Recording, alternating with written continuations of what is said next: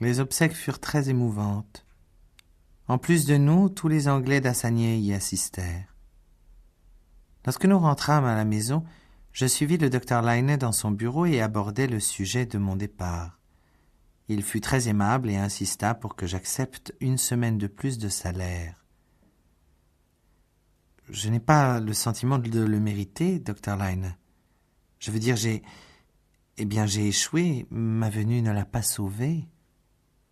Je ne vous ai pas engagé en tant que détective privé, dit-il.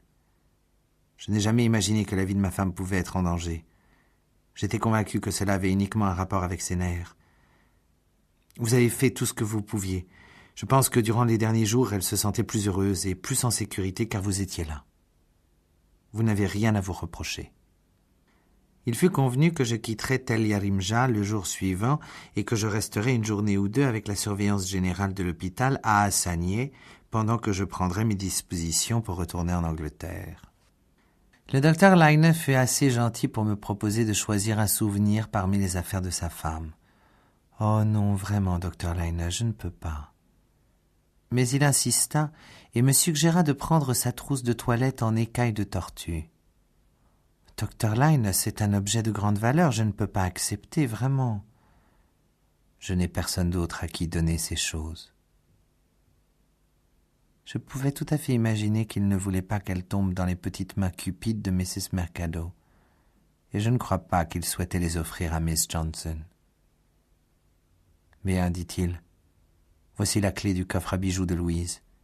Peut-être y trouverez-vous quelque chose qui vous plaira davantage. Et je vous serais très reconnaissant si vous pouviez plier ces vêtements, s'il vous plaît. Je pense que Riley les distribuera aux pauvres familles chrétiennes d'Hassanieh. » J'étais très heureuse de pouvoir faire ça pour lui, et je me mis au travail immédiatement. Bientôt, tout fut trié et entassé à l'intérieur de quelques valises. La boîte à bijoux contenait quelques babioles toutes simples, une bague ornée d'une seule pierre, une broche en diamant, un petit collier de perles, 1 ou 2 broches en or ordinaire et un collier en grosses perles d'ambre. Naturellement, je n'allais pas prendre les perles ou les diamants, mais j'hésitais un peu entre le collier d'ambre et la trousse de toilette. Finalement, je ne voyais pas pourquoi je ne devrais pas la prendre, étant donné qu'on me l'avait proposée. Après tout, j'appréciais vraiment Mrs. Laine. Une fois les valises bouclées, le coffret à bijoux refermé et mis à part pour donner au docteur Laine avec 1 ou 2 autres choses personnelles, la pièce sembla nue et abandonnée. Il n'y avait rien de plus que je puisse faire, et cependant j'eus un mouvement de recul en quittant la chambre. Comme s'il me restait encore une chose à accomplir, une chose que je devrais voir, ou bien savoir. Je ne suis pas superstitieuse, mais l'idée me vint soudain que, peut-être, l'esprit de Mrs. Laine rôdait dans la pièce et essayait d'entrer en contact avec moi. Finalement, je fis une chose très étrange. J'allais m'allonger sur le lit et fermais les yeux. J'essayais délibérément d'oublier qui j'étais. Je m'efforçais de me remémorer ce terrible après-midi.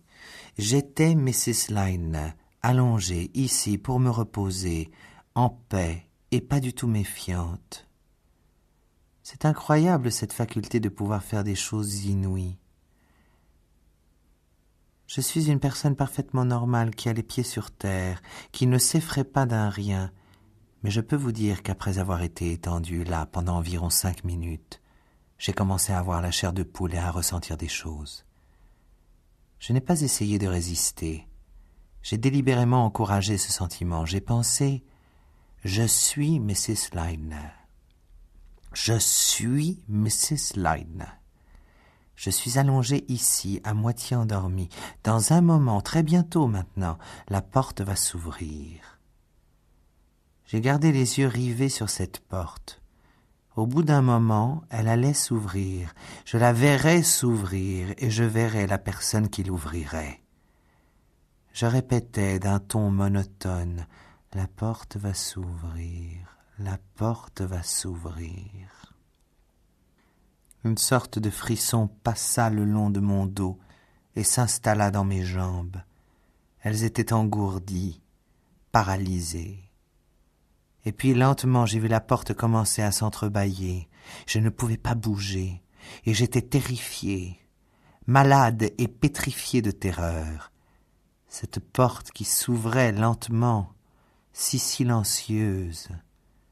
D'un instant à l'autre, j'allais voir, lentement, lentement, de plus en plus, de plus en plus.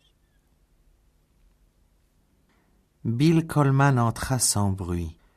Il dut avoir le choc de sa vie. Je bondis hors du lit et traversai la pièce en hurlant. Il resta cloué sur place, son visage rose et carré, plus rose que jamais, et la bouche grande ouverte de stupéfaction. « Eh bien, que se passe-t-il, Miss Slytherin ?» Je revins à la réalité avec fracas. « Mon Dieu, Mr. Coleman, m'exclamai-je, comme vous m'avez fait peur !»« Désolé, dit-il. » Je vis alors qu'il tenait un petit bouquet de renoncules rouges dans sa main. C'étaient de jolies petites fleurs qui poussaient de manière sauvage sur les versants du tel. Mrs. Lyne les adorait. Il devint écarlate. Il n'y a pas moyen de se procurer des fleurs à assagner. Je trouvais très dommage de ne pas pouvoir en mettre sur la tombe. Je me suis dit que j'allais entrer un instant et déposer un bouquet dans ce petit vase qu'elle plaçait toujours sur sa table. C'est un peu bête, je sais, mais je veux dire, il était tout embarrassé comme le sont les Anglais lorsqu'ils font quelque chose de sentimental. Je trouvais cette attention absolument charmante. Bonne idée, Mr. Coleman. Je pris le vase et allai mettre de l'eau dedans, puis nous y déposâmes les fleurs. Le père Lavigny me fit part de sa grande tristesse en apprenant mon départ. Il me dit que ma gaieté et mon bon sens avaient été d'une aide précieuse pour tout le monde. Du bon sens. Je suis contente qu'il n'ait rien su du comportement idiot que j'avais eu dans la chambre de Mrs. Lyne. « Nous n'avons pas vu M. Poirot aujourd'hui, observa-t-il. Je lui appris que Poirot avait annoncé qu'il serait occupé toute la journée à envoyer des télégrammes. Le père Lavigny haussa les sourcils. « Des télégrammes aux États-Unis, je suppose. Il a dit dans le monde entier, mais les étrangers exagèrent toujours un peu. » Puis je rougis de honte, me rappelant soudain que le père Lavigny était lui aussi un étranger. Cependant, il ne parut pas offensé, il se mit juste à rire de manière tout à fait plaisante et me demanda s'il y avait des nouvelles de l'homme au strabisme. Je lui répondis que je ne savais pas, mais que je n'avais entendu parler de rien. « Il est clair que cet homme avait un intérêt profond pour Mrs. Lyne, » dit-il pensif. Et il déclara son intention de faire le tour de la maison et de se rendre là où Mrs. Lyne et moi-même avions vu l'homme se tenir. On ne sait jamais, il pourrait avoir laissé tomber quelque chose. Dans les romans policiers, le criminel fait toujours ça. Je pense que dans la vie réelle, les criminels sont plus prudents. Puis, comme il n'y avait rien de plus à faire, je montai sur le toit. Miss Johnson se trouvait là, mais elle ne m'entendit pas. Elle était debout au milieu du toit et avait les yeux fixés droit devant elle.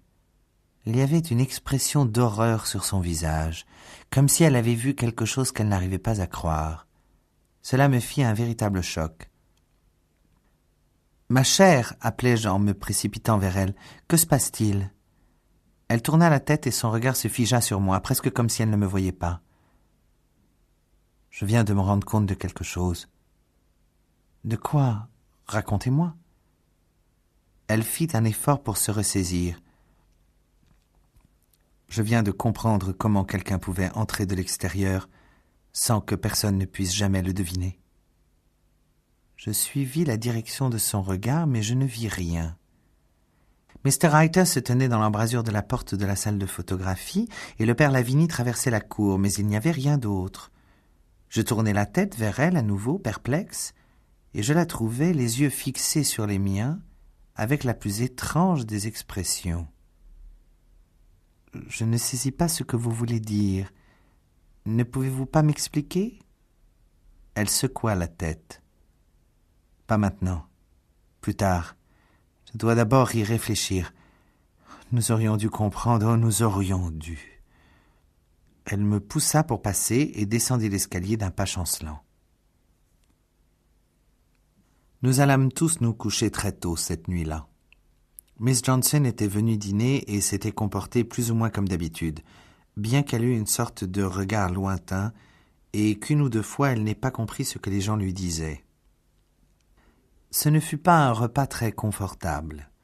Cela me rappela le jour de mon arrivée, lorsque Mrs. Mercado m'observait et qu'il y avait ce sentiment curieux, comme si quelque chose allait frapper d'une minute à l'autre. Nous nous séparâmes de bonne heure après ça. J'allai directement me coucher et je m'endormis tout de suite, fatigué par mes efforts et plus encore par ma folle expérience dans la chambre de Mrs. Lydon. Je dormis d'un sommeil lourd et sans rêve pendant plusieurs heures. Je me réveillai en sursaut avec le sentiment qu'une catastrophe imminente allait se produire.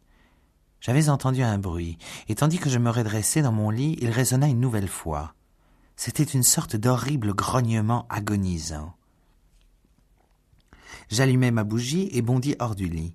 J'attrapai également une lampe de poche au passage, au cas où la bougie viendrait à s'éteindre. Je sortis de ma chambre et restai immobile pour écouter. Le bruit retentit à nouveau, de la chambre qui se trouvait juste à côté de la mienne, de celle de Miss Johnson. Je me précipitai à l'intérieur. Miss Johnson était allongée dans son lit, son corps tout entier se tordant de douleur. Tandis que je posais la bougie et que je me penchais au-dessus d'elle, ses lèvres remuèrent et elle essaya de parler, mais seul un murmure rauque me parvint. Ses yeux passèrent de mon visage à un verre qui se trouvait sur le sol, là où elle l'avait de toute évidence échappé, là où le tapis de couleur claire était taché de rouge vif. Je la ramassai et passai un doigt à l'intérieur, retirant ma main en laissant échapper une grande exclamation. Puis j'examinai l'intérieur de la bouche de la pauvre femme. Il n'y avait plus le moindre doute sur le problème. D'une façon ou d'une autre, intentionnellement ou non, elle avait avalé une quantité d'acide corrosif. Je sortis et allai chercher le docteur Lydon. Il réveilla les autres et nous fîmes pour elle tout ce dont nous étions capables. Mais durant tout ce temps, j'avais l'affreux sentiment que nos efforts étaient vains. Nous essayâmes de lui administrer une forte solution de bicarbonate de soude et nous lui donnâmes ensuite de l'huile d'olive. Pour soulager la douleur, je lui fis une injection de morphine. David Emmett était parti à Assagné chercher le docteur Riley, mais avant qu'il ne revienne, tout était terminé. Je ne m'étendrai pas sur les détails.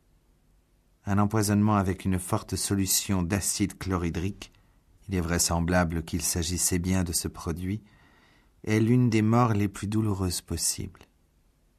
C'est lorsque j'étais penché au-dessus d'elle pour lui donner de la morphine qu'elle fit un effort dans un dernier souffle pour parler. Un horrible murmure étranglé s'échappa de ses lèvres. « La fenêtre, nurse, la fenêtre. » Mais ce fut tout. Elle ne put en dire plus. Je n'oublierai jamais cette nuit-là, l'arrivée du docteur Riley, celle du capitaine Maitland et finalement, avec l'aube, la venue d'Hercule Poirot. Ce fut lui qui me prit doucement par le bras et me conduisit dans la salle à manger, où il me fit asseoir et prendre une bonne tasse de thé bien fort. « Là, mon enfant, dit-il, c'est mieux. Vous êtes épuisé. » Sur ces mots, j'éclatai en sanglots. C'est trop affreux. On aurait dit un cauchemar, mais quelle horreur. Il me tapota l'épaule. « Oui, n'y pensez plus. Vous avez fait tout ce que vous pouviez, mais c'était une forte solution d'acide chlorhydrique. » « Le matériel qu'ils utilisent pour la poterie ?» demandai-je. « Oui, Miss Johnson l'a probablement bu avant d'être pleinement éveillée. Enfin, à moins qu'elle ne l'ait pris exprès. Qu'en pensez-vous » Je secouai la tête d'un air décidé. Je ne le crois pas. J'hésitais. Je pense qu'elle a découvert quelque chose hier après-midi. Et je lui répétai l'étrange conversation que nous avions eue. Poirot émit un lent et léger sifflement. Elle a dit qu'elle voulait y réfléchir. C'est ce qui a vraisemblablement signé son arrêt de mort, si seulement elle avait parlé, à ce moment-là, tout de suite. Redites-moi ces mots exacts. Je les lui répétais. Elle a compris comment quelqu'un aurait pu entrer de l'extérieur sans qu'aucun de nous ne le sache. Venez, ma sœur, montons sur le toit et vous allez me montrer où elle se trouvait précisément. Nous nous y rendîmes ensemble et j'indiquai à Poirot l'endroit exact où Miss Johnson se tenait. « Comme ceci ?» demanda Poirot. « Maintenant que vois-je ? La moitié de la cour. Y avait-il quelqu'un dans la cour ?» Le père Lavini traversait en direction de la porte voûtée, dis-je, et Mr. Reiter se tenait près de la porte de la salle de photographie. « Ah, mais qu'a-t-elle bien pu voir ?» Le soleil se levait. Tout le ciel oriental était maculé de rose, d'orange et de gris perle. « Quel magnifique lever de soleil !» s'exclama Poirot. Le fleuve se trouvait sur notre gauche et le Tel s'élevait dans l'horizon doré. Au sud, il y avait des arbres en fleurs et des champs. Au nord, les minarets fins et la blancheur féerique des maisonnées d'Assagnais. C'était incroyablement beau. Et c'est alors que près de moi j'entendis Poirot pousser un long et profond soupir. « Quel idiot j'ai été !» murmura-t-il. « Alors que la vérité est si évidente, si évidente, si évidente. »